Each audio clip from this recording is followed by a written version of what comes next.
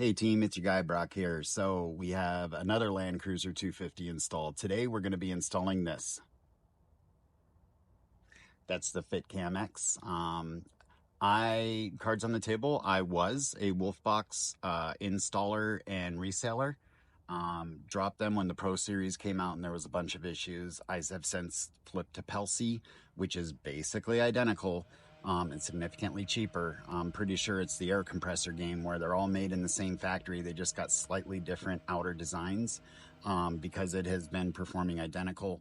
This one has been appearing in the Facebook groups and Instagram and TikTok and social media quite a bit lately with the Landcruiser 250 as you guys are buying them and trying to figure out what to get.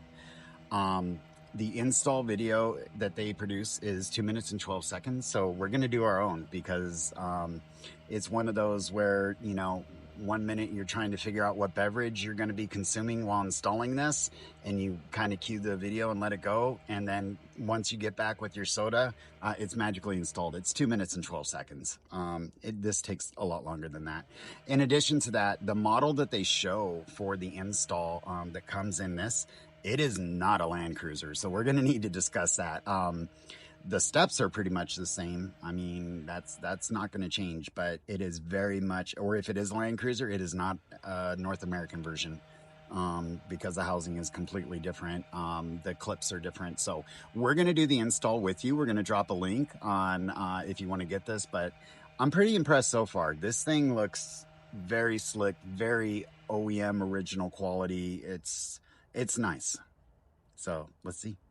Okay guys, so per the instructional video, the first thing that we need to remove is, this cover right here. So this has got to come out first.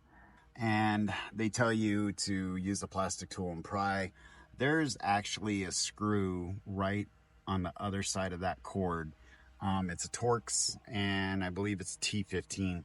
We're going to remove that first because this entire thing actually comes out. So step one is that littler cover there, and then the big one slides down, and then we transfer a bunch of stuff. So I'm going to go get my Torx and remove the bolt that is right in that cavity, and then we're going to start breaking down the cover. All right, guys, point of clarification, that's actually a T20, Torx 20. So what I'm gonna do is slip him right in here. See that separation right there? And then just gently keep going. And then take him to the other side as well. There we go. And there. Let's tilt this guy down. This guy should come out. Now, this car's never been touched, so some of the plastic, it's its first time. It might be a little stiff. There we go. There we go. Okay, so, neat. Okay, now we got a whole gaggle of wires back there, but don't worry about that. Now, the next thing that we need to do is actually get this unit, and it says to push down. So let's see if I can do it with one hand. Look at that. Ta-da! We're gonna go ahead and now what you have to do is it tells you to take this guy, and in the video it tells you to transfer the red clips. And I'm not sure about you guys, but obviously I don't see red clips. However, when I look here, I can see they're the same. So forget what the 2 minute and 12 second video said. They're white clips. We're putting the white clips in. So we're going to transfer those now. All you got to do is basically get a little screwdriver and just kind of jimmy it out. Just be gentle. You really don't want to break those or you won't have any retention points. Okay guys, so more clarification. These came out with just my fingernails. So you can see that little clip right there, that middle part, that just slides into this. So all we're going to do, and let's take this and slide it. Should click. Yep, there it is. And it clicked. So that's all it is. So we just take off the OEM ones and grab these guys and slide it into their new home. There he is. All right, rock and roll. Guys, after you do your installs, don't forget to take these off or your picture is going to be all jacked up, and then you're going to get a hold of of FitCAMx and be like, hey, it doesn't work, and then you'll find out it's because of this little piece of plastic. So don't be silly, remove it once you're ready. Okay guys, this next part is when the magic happens. So we are after this, and all we're gonna do is go ahead and unclip. It is kind of a tight fit, but it's not too bad. In your kit, you get one of these, and you get a plastic trim removal tool, but more importantly, you get one of these. This, the male end or the business end, goes right where we removed that one that I just showed you. Make sure it clicks, give it a good pull, make sure it's in. Then we take our OEM one that we had just undone. I'm trying to do this with one hand, guys, but we take this end and we plug the original plug that we had just undone into it. And then from that, our camera connections are live and they plug in. One plugs in right here, which is this unit. And then this, which is your rear cam, actually looks like a daisy chains, and we're gonna have to run that. So make this connection to the OEM plug. I need two hands to do it, and then take the smaller connection and plug it to the Y. And once you do that, your front is pretty much done. Obviously, aesthetically, we still need to do the plate, and we're gonna cover that with you guys. But the front, I mean, amazingly is done. With these, so everybody's aware, the front's always the easiest, so don't get too excited. But the back's not too bad at all either. You can easily do this at home without any tools. Okay guys, I want to point something out to you because this is very, very, very, very important. You see how this one's got kind of an index right there? And this is the one coming from the Y harness. On your camera unit, it is not obvious at all. There is actually a little ridge right there. You can see them when I rotate right there. See them? It is totally possible to accidentally plug this in the wrong way without any resistance. And if you do that, you're going to think your camera's not working. So manually line up that little slot into the indent, and then that is the correct connection. But if you're not paying attention to that, you could totally get this wrong. I wish they'd make this a little bit bigger so that there was no way to fit it in, but I can jam it.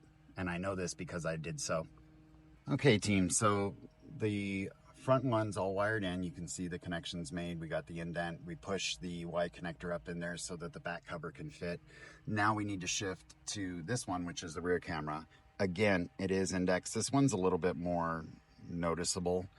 I'm recommending that you guys make this connection and then run this wire out from here. And the reason I say that is because the way that this is oriented, you're gonna have this kind of sticking up, and I guess you could jam that if you wanted to into your headrest, but it looks sloppy. It'd just be easier to put it here, tuck them to wires. So that's what we're gonna do. We're gonna grab our cord. I need two hands. So we're gonna grab our cord, make that connection, and then we're gonna put the back plate on and then focus on running this guy cleanly into the back. All right? So I'm gonna make that connection, tuck all these wires in, and then just snap the back piece back on. All right guys, so we got the unit in, we got the rear camera going out. I will say this top cover, I'm not gonna lie, so far the most difficult part of the installation, with the Y connector in there, and the big old tags that they have, it was getting in the way of this kind of clipping so that it's nice and flush like that. You know, it's leaving like a 1/2 inch gap or something like that. You do not want to try to jam your connection wires up in here, because there's a lip, and the lip needs to go into here, and then once it goes into there, it will pop in here and then on the back side and go click click. But if you have something there, like I originally had the camera, the adapter, the Y adapter jammed back in there to make it clean, it got in the way, so you can't do that. But there's your unit. Again, I recommend the rear wire that you make the connection inside and then put it up into the headliner, because now with this being done, we're going to shift focus to the rear. Fun times. Okay, so for running your rear, the preferred method is usually the headliner. So I actually have the headliner. This is your best friend. They supply it in the kit. So, but I have them in there, and you just push the wire. In fact, I left one out for you guys so you can see. This is the corner, typically one of the more difficult ones. But you can see with this, I just push and it goes right there with the A-pillar. And corners are always the hardest. There we go. There we go. And last one, there we go. Okay, so see, nice and clean. Now you can see where I'm running the wire. And I'm actually gonna run it that way all the way to the back. Now you can choose to run your wire down to there and then go all the way to the back. I prefer it up here because there is no moisture, dirt, grime. If you run it along there, keeps it nice and clean and out of feet's ways and anything. And I don't know too many people that won't really get into this area. I know plenty of people that get into this for electronic installs, but not too many people to get into this. So I would recommend running your windshield and just run it all the way nice and clean to the back. And then we're going to do the back install. All right, guys, so we got that nice and cleanly ran. Our next challenge, and this is really the challenge for anybody with a hatchback type. That's what this is, by the way. It's a hatchback. Call it whatever you want to. But the flappy thing goes up like this and it doesn't swing. The issue you run into is we want to install this. Either right here, I need to see how the lines play out, or right here. Now, if I did a straight line, every time that this opened and closed, it'd be swinging down. That's a problem, right? Right. So let's show you what we're gonna do. Right, now when you get to the back and you get to this point, which is where the hard plastic meets the roof, go ahead and grab this part, pull it back, okay? Because what we're gonna do is run the line under to this, bridge it across, and then continue on to where we're ultimately installing. But if we run it to this hinge point, what's going to happen is that when it opens and closes, it's not going to pull on this wire and possibly damage anything. So just something to really, really keep in mind when you do, especially the Landcruiser, you have to really pay attention to your hinge points and make sure that you're running the wires from there. I do a lot of these. It's the same thing on tailgates as well. You have to usually go to the hinge point. So something to keep in mind. Okay guys, so we got our wire through. You see, we got the rubber back on. Now we got this guy hanging out. We want to put him ideally right here behind this cover.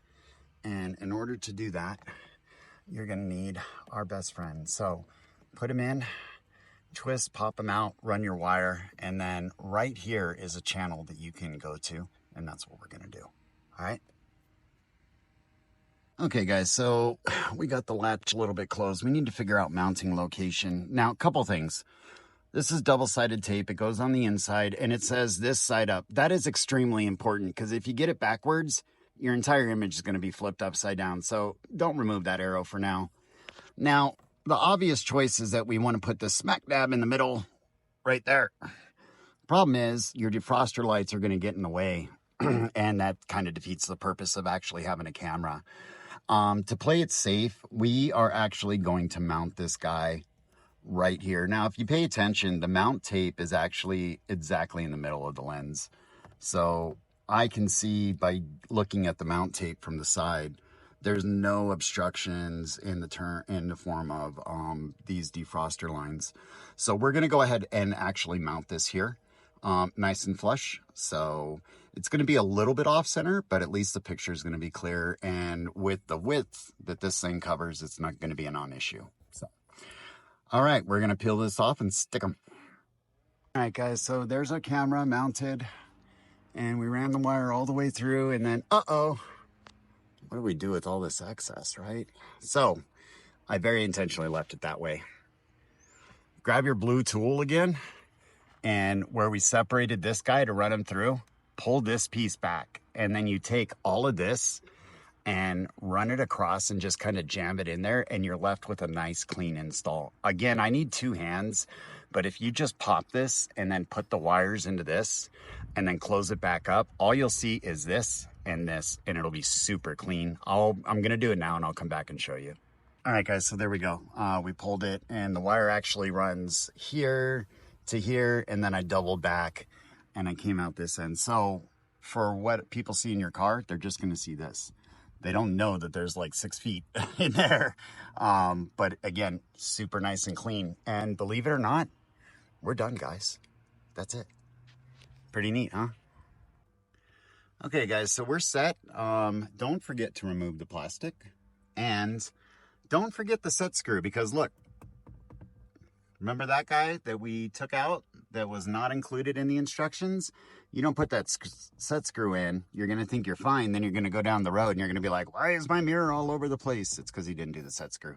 So don't forget that. Easy to do since it wasn't included. All right, guys, we're done. In fact, if you look close, you can see the camera there, which will act as a theft deterrent. People will see that and be like, oh, he's got a dash cam. So that's always a good thing. And if we go ahead and walk now towards the back, you cannot see where the camera is. So people behind you don't know that you have one. All in all, very, very impressed with the camera system in itself. It definitely looks OEM. It looks like something that you would buy when you bought the vehicle. So I think it's a great purchase, especially if you don't have the factory one. Definitely recommend it. It being able to just plug into the factory harness is a game changer above Wolfbox and Pelsi. Because you usually have to buy the hardwire kit and do the add a fuse and tap into circuits that are 12 volt constant and then ignition switch based, and it could get interesting. I've already done this for you guys if you go on my channel, but this one, I think anybody at home really can handle it. The hardest part is that box at the OEM mirror and just getting all the wires in nice and clean. And closing it nice and clean. But past that, I think it's a great system from an installer point of view. So we'll have to see what the end user thinks, I guess.